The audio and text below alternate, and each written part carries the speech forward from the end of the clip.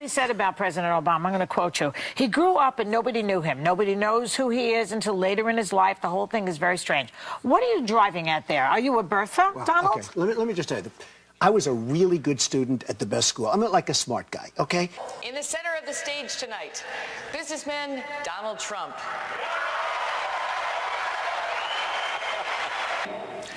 Is there anyone on stage, and can I see hands, who is unwilling tonight to pledge your support to the eventual nominee of the Republican Party and pledge to not run an independent campaign against that person? Again, we're looking for you to raise your hand now. Raise your hand now if you won't make that pledge tonight. Mr. Trump. Mr. Trump, to be clear, you're standing on a Republican primary debate. I fully understand. If I do win and I'm leading by quite a bit, that's what I want to do. I can totally make that pledge. If I'm the nominee, I will pledge I will not run as an independent. But and I am discussing it with everybody, but I'm talking about a lot of leverage. We want to win, and we will win. One of these. This is what's wrong. I mean, This is what's wrong. He buys and sells politicians of all stripes. He's already, hey, look, he's already hedging his bet on the Clintons, okay? So if he doesn't run as a Republican, maybe he supports Clinton or maybe runs as an independent. Okay. But I'd say that he's already hedging his bets because he's used to buying politicians. Well, I've given him plenty of money. Talk about Megyn Kelly, because you brought her up. She did push you, pushed a lot of people, but what is it with you and Megyn Kelly? Well, I just don't respect her as a journalist. I have no respect for her. I don't think she's very good. I think she's highly overrated. But when I came out there, what am I doing? I'm not getting paid for this. I go out there and, they start saying, lift up arm if you're going to, I didn't know there'd be 24 million people. I figured, but I knew it was going to be a big crowd because I get big crowds. I get ratings. They call me the ratings machine. So I have, she gets out and she starts asking me all sorts of ridiculous questions. And, you could see there was blood coming out of her eyes, blood coming out of her wherever. But Mr. Trump, one of the things people love about you is you speak your mind and you don't use a politician's filter. However, that is not without its downsides, in particular when it comes to women. You've called women you don't like fat pigs, dogs, slobs, and disgusting animals. Your Twitter account... Only Rosie O'Donnell. No, it wasn't.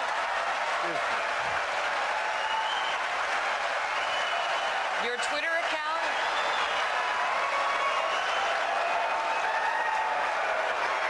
Thank you. For the record, it was well beyond Rosie O'Donnell. Yes, I'm sure it was. Your Twitter... This country is in big trouble. We don't win anymore. We lose to China. We lose to Mexico. What I say is what I say. And honestly, Megyn, if you don't like it, I'm sorry. I've been very nice to you, although I could probably maybe not be based on the way you have treated me, but I wouldn't do that. But you know what? So I'll just tell you, so I'm on the plane, and I see this vicious tweet, because I've been nice to Scott Walker. And, he's a nice guy. He came up to my office like 3-4 months ago, presented me with a plaque, because I helped him with his election. I liked that he was fighting. At least I didn't know what the hell he was doing, but he was fighting, and I like a fighter. Does that make sense? So I've been very nice to him, but he brings me this beautiful plaque. I don't know who pays for it. Does he pay for that, or does Wisconsin pay for it? I don't know. But it's beautiful. And I'm being very nice to him. And then today I read this horrible statement from his fundraiser about Trump. I said, oh, finally I can attack. Finally. So if it weren't for me, you wouldn't even be talking about illegal immigration, Chris. You wouldn't even be talking about it. This was not a subject that was on anybody's mind until I brought it up at my announcement.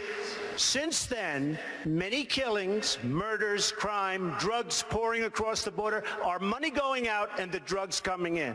And I said, we need to build a wall, and it has to be built quickly.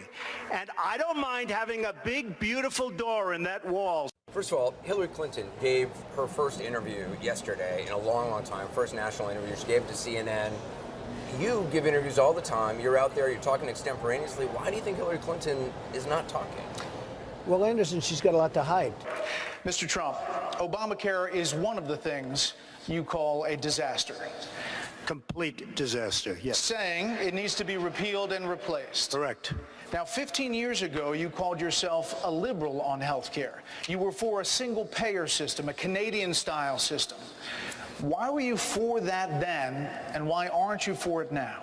First of all, I'd like to just go back to in July of 2004, I came out strongly against the war with Iraq because it was going to destabilize the Middle East, and I'm the only one on the stage that knew that and had the vision to say it, and that's exactly what happened.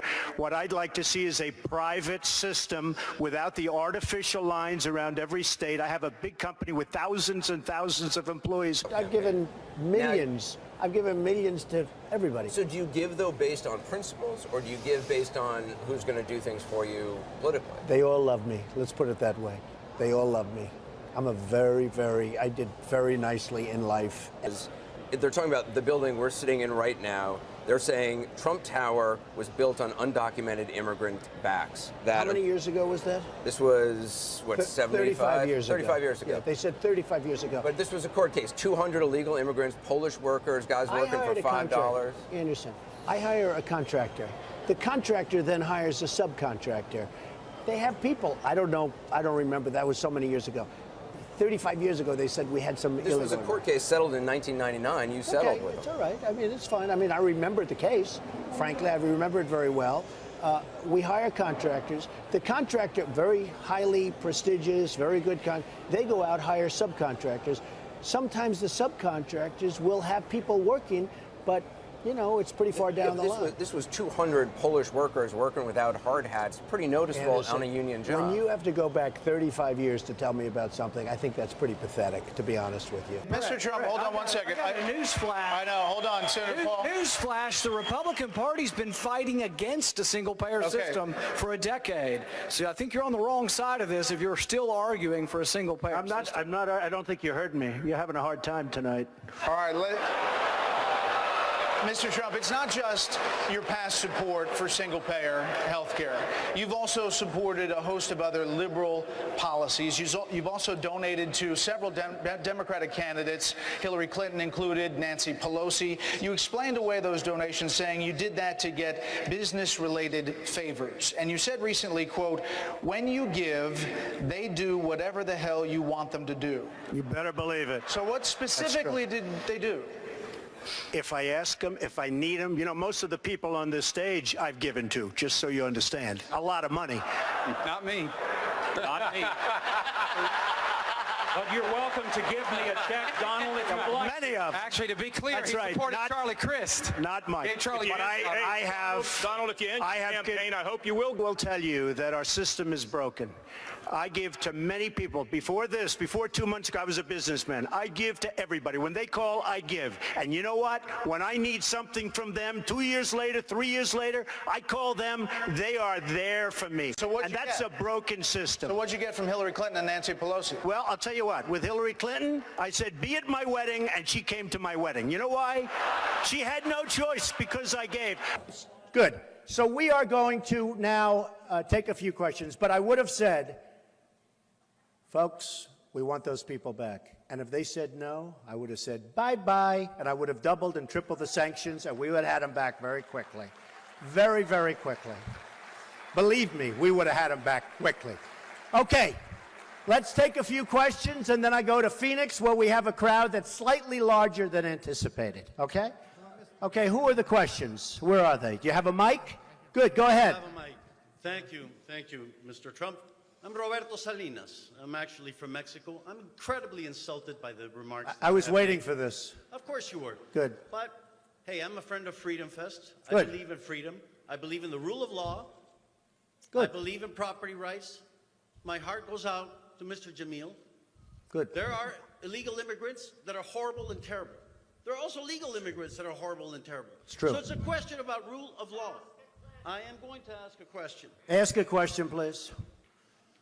My question is, Did the government of Mexico ask you to come up here and make this? Of course. Did they? Okay, go ahead, ask your question. Ask your question. I knew you were going to say that. Come on, you got a lot of people waiting. Would you build walls around all the states in the United States to prevent all of those rapists and killers that come from elsewhere in the United States in order to avoid the problem? No, I'd build a wall. I would build a wall between our country and Mexico because people come from all over the world. Senor Trump, let me just tell you, sir, you want to hear the answer? And all of the people, because I encourage legal citizenship. I encourage it, and I would encourage it, and I would encourage Hispanics, and I would encourage people from all over.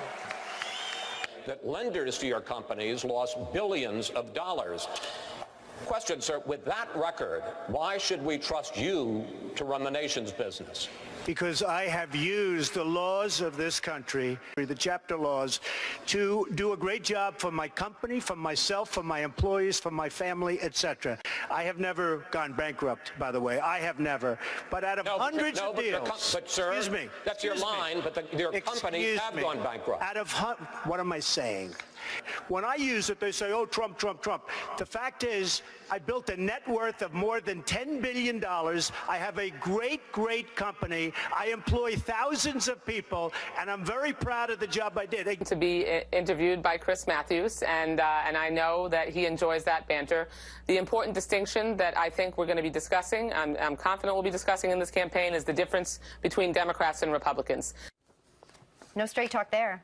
Well, I think she's a terrible spokesperson. I watched that, and I thought it was terrible. I thought her performance was terrible, and I really think she is not a good spokesperson for whoever she's representing. And frankly, you know, I hope she stays in that position, assuming I get it, assuming I win. I just hope she stays in that position because she is so bad at representing the views of the Democrats that it's absolutely incredible. Well, sir, let's just talk about the latest example, which is Trump Entertainment Resorts, which went bankrupt in 2009. In that case alone, lenders to your company lost over $1 billion and more than 1,100 people were laid off. Well, is that the way that you run the country? Let me tell you about the lenders. First of all, these lenders aren't babies. These are total killers. These are not the nice, sweet little people that you think, okay?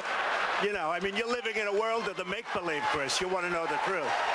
And I had the good sense to leave Atlantic City, which, by the way, Caesars just went bankrupt.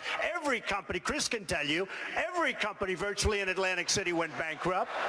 Every company. And let me just tell you, I had the good sense, and I've gotten a lot of credit in the financial pages. 7 years ago, I left Atlantic City before it totally cratered, and I made a lot of money in Atlantic City, and I'm very proud of it. I want to tell you that. Very, very proud of it. But if you look at the deals we make, whether it's the nuclear deal with 24-hour periods, and by the way, before you get to the 24 hours, you have to go through a system. You look at Sergeant Bergdahl. We get Bergdahl, a traitor, and they get 5 of the big, great killers, leaders that they want. We have people in Washington that don't know what they're doing. Now, I agree. So it's, you know, it's a whole big thing that I would be doing, and I would certainly use the best business people, the best negotiators in the world, because we have the best negotiators in the world. We don't use them. We use political hacks and people that don't have any talent. Mr. Trump, closing statement, sir. Our country is in serious trouble.